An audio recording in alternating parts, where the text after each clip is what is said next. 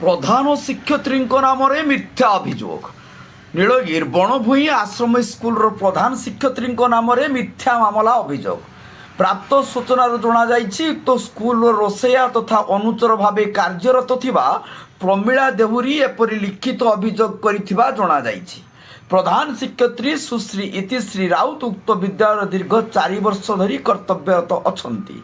तेबे उपरोक्त रोसैया श्रीमती देहुरी कर्तव्य अवहेला कर अभियोग विभिन्न समय होइथिबा जणा जाइछि। तेबे गत 10 तारिख रे स्वास्थ्यगत कारण दर्शाई 2 दिन छुट्टी मागिथिले। चलित शिक्षा वर्ष रे तांकर 15 दिन सीएल सरीजिबारु सुश्री राउत तांको अधिक छुट्टी मंजूरी करि नथिले। परदिन सी आउ एक दरखास्त प्रधान शिक्षयित्री को देइथिले। सेतिरे उल्लेख करिथिले मते एठारु तत्काल बदली करा नहले मु एठारे कौनसी कार्य करिबि नाही, ए स्कूल बारंडारे बसिबी।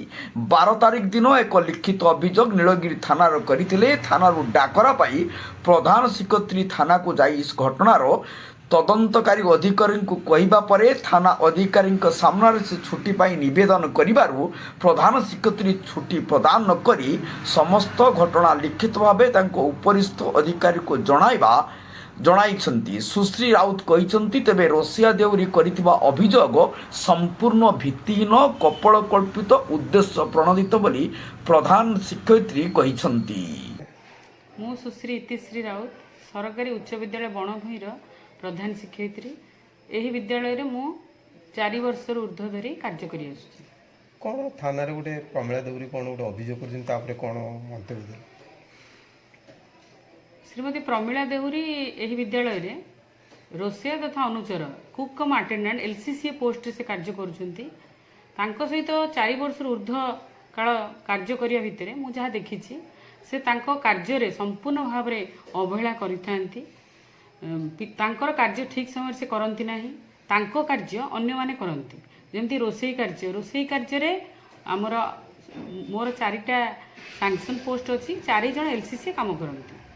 से 4 जन को एलसीसी भितर आंकर दायित्व संपूर्ण भाव में अवहेलित होता है, जद्वारा कि अन्य एलसीसी माने असंतुष्ट होता है। बारंबार मो पाखे से आनिक विरुद्ध अभियोग आनी मैडम से आमको कौन कार्य रे सहयोग करूना। रोसई कार्य आमको सदा बेले विभिन्न प्रकार निर्यातना दे आसुचंती, विभिन्न प्रकार टर्चरिंग कार्य से करी आसुचंती। आमको देखै सेखै कहवा आमको विभिन्न प्रकार कमेंट पास करवा से करुचंती, जहाँ कि असह्य हो पड़ी अश्राव्य भाषा गाली गुलज करने पर्यंत कथा जाइछि। तेणु एलसीसी मानकर ए प्रकार अभियोग मो पाखे 3 थरु 4 थर पर्यंत लिखित भाव में आसवा परे मु श्रीमती प्रमिला देहुरी नाम उपरिस्थ अधिकारी को लिखित भाव में गत जुलाई 2024 मसरे देइथिले। मात्र तांकर बदली एपर्यंत हो पारि नाही। से तांकर बदली न हेबा पई आमर जे मंगल संप्रसारण अधिकारी नीलगिरी महोदय पाखक जाइथिले एवं सेठारे जाई तांकर किछि ट्रिटमेंट पेपर देखाई मु संपूर्ण भाव में असमर्थ रोषेई कार्य करिया पई बोली से कहिथिले। फल से केवल स्वास्थ्य दायित्व देखिए बोली तांको दायित्व दिया जाऊ एक कथा मंगल संप्रसारण अधिकारी महोदय मते निर्देश देबा परे मु लिखित नोटिस करथिले।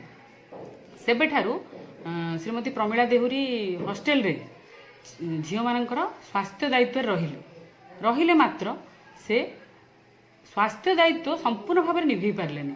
जेहेतु से मैट्रिक फेल क्वालिफाइड तेणु उच्च शिक्षित व्यक्ति जने जो भली भाव में स्वास्थ्य परीक्षा करी पिला माननकु ठीक समय ठीक मेडिसिन देवा कथा से भली से करि पारले नाही। खाता पत्र मेंटेन करबा कार्य मध्य से करि पारलेनी, जहाँ पिलांक द्वारा से कराउथिले।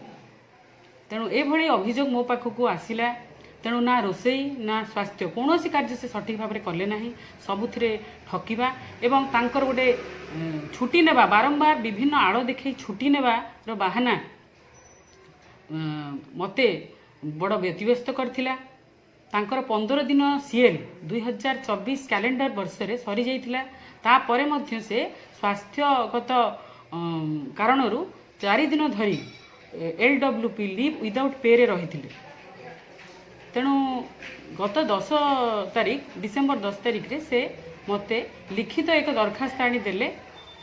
मते 2 दिन धरी मोर स्वास्थ्य परीक्षा करने बा चिकित्सा करने मत छुट्टी दि जाऊ जहाँ मु मना करी कारण तांकर 15 दिन छुट्टी पार हो जाइथिला तेणु 15 दिन छुट्टी परे तांको कौन प्रकार छुट्टी मु देई परिबि नाही बोली तांको कहिबा परे से मते एक लिखित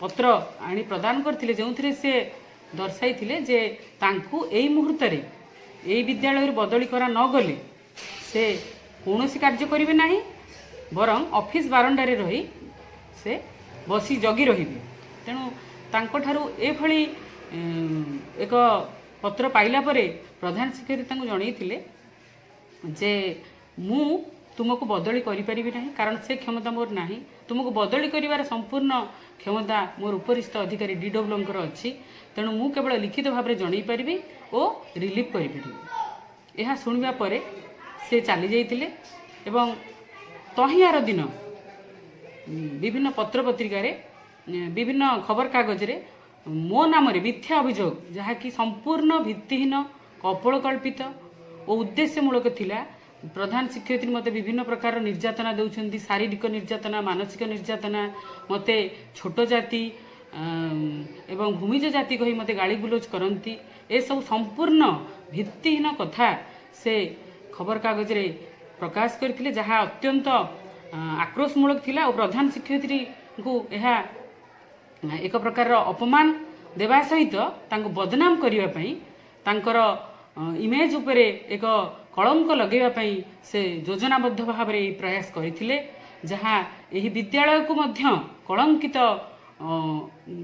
करिछि यह एक सुनामधन्य विद्यालय होइथिया बेले जणे चतुर्थ श्रेणी कर्मचारी एभली दुस्साहस करिबा जणे प्रधान शिक्षयित्री नाम रे भली मिथ्या अभियोग आनिबा यह केवल प्रधान शिक्षयित्री को नुहे यह आखपाख अंचल तथा उपरिस्थ अधिकारी मानक मध्य व्यथित करिछि तेणु थाना रे कोन जो आपन को किछि डकैछंती केवल सेतिक नुहे गत 12 तारिख संध्या 7टा समय रे हठात नीलगिरी थाना अधिकारी 2 जन मो पाखक आसी आपण नाम रे श्रीमती प्रमिला देहुरी लिखित अभियोग थाना रे दैछन्ती बोली कहिथिले एवं आपण आम सांगे आमे प्रमिला देहुरी को नेकी जाउछु आपण आम सहित आसंतु बोली कही जाइथिले थाना को डकाई मते मध्य पचरा उचरा करा जाइथिला श्रीमती प्रमिला देहुरी सुआ घोषिला भली समस्त मिथ्या अभियोग गुड़िक गोटे पर गोटे कही चली मात्र ऑफिसर पुलिस ऑफिसर